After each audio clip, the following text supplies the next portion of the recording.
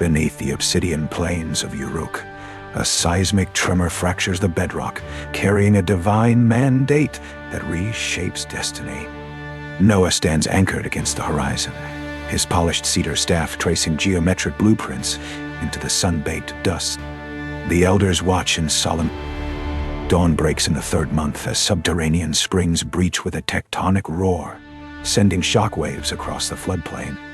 Noah marches along the timber walkway, bracing against the rising tide while Shem tracks the encroaching waters. The ancient world begins its slow, inevitable submersion. The world holds its breath. By high noon, the great hull groans on greased logs, inching toward the channel. Noah stands firm at the bow, hands clasped around the polished oar. The falcon prow glints in the sun. The world holds its breath, water waits.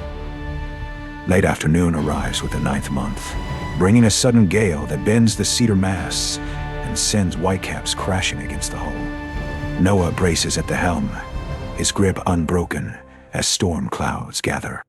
The ark pitches forward, carrying generations into the heart of the ancient. Midnight falls in the 10th month, plunging the vessel into a turbulent maelstrom, where mountains of water swallow the horizon. Noah leans into the resistance, his knuckles wide around the steering oar.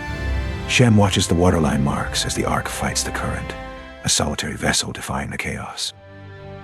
Dusk settles over the 11th month as the floodwaters recede, leaving a glassy mirror that reflects the twilight sky. Noah walks the main deck, his posture relaxed yet vigilant. The ark drifts through a valley of submerged peaks, carrying the quiet promise of a world reborn. Morning arrives in the 12th month, wrapping the vast expanse in heavy silence as the waters finally still. Noah grips the wooden release crate at the stern, his eyes fixed on the empty sky. The first signal is prepared, breaking the long watch over the endless blue. Afternoon light filters through a heavy overcast as the first month unfolds, stretching the weight across the damp air. Noah stands at the bow railing, scanning the distant tree line for any sign of land. The crew holds their positions, waiting for the horizon to finally yield. Evening arrives in the 2nd month, tearing open the clouds to reveal patches of pale blue above the churning sea. Noah grips the wooden surveyor's rod at the deck edge, his gaze tracing the brightening horizon. The wind shifts, carrying the faint scent of emerging earth. Dawn breaks in the 3rd month upon the high summit of Mount Ararat, where the massive vessel settles onto the rocky plateau with a resonant thud. Noah stands at the bow, his boots planted on solid ground. The long voyage ends as the timber frame finally meets the stone. High noon illuminates the volcanic soil as the wooden ramp meets the exposed earth, marking the threshold between survival and renewal. Noah marches forward slowly, his hands resting on the ladder rail. The crew prepares to step onto the newly revealed ground, leaving the flood behind. The afternoon sun casts long shadows across the barren plateau as Noah surveys the distant hills with his polished cedar staff. Shem watches the retreating waterline from the middeck, tracking the final retreat of the deluge. The land awaits its first measured boundaries.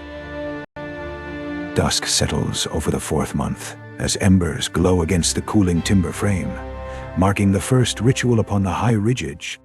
Noah stands braced against a heavy stone block, his hands steady as the flames catch the dry wood. A covenant is forged in smoke and silence. Night falls across the 4th month, draping the volcanic plateau in a canopy of scattered stars that pierce the cooling air. Noah grips his cedar staff at the camp edge, his eyes fixed on the heavens. The sky begins to shift, promising a sign above the waiting camp. Dawn breaks in the 5th month, washing the storm-cleared sky in golden light that touches the weathered falcon prow. Noah stands at the bow railing, his posture upright as the first animals begin their descent. The grassy slopes await their return to the living earth. Morning arrives in the 5th month as hooves echo across the grassy slope, marking the final exodus from the wooden sanctuary. Noah stands grounded at the ramp edge, his fingers wrapped around a wooden fence post. The valley opens wide, ready to receive the scattered tribes. Afternoon light bathes the fertile basin as the 6th month unfolds, revealing rich soil waiting for the first plowshares. Noah stands at the survey point, his hands braced against the wooden post. Shem watches the crew prepare the earth, turning ancient mud into the foundation of harvest. High noon in the 7th month illuminates the tilled fields as Noah grips the seed basket, his gaze fixed on the distant hills. The soil is turned, and the first grains are scattered across the dark earth. Life takes root once more beneath the open sky. Dusk settles over the 8th month as embers flicker within the campfire circle, casting long shadows across the gathered tribes. Noah stands at the center, his cedar staff resting lightly against his shoulder. Stories of the flood begin to weave into the tapestry of a new beginning.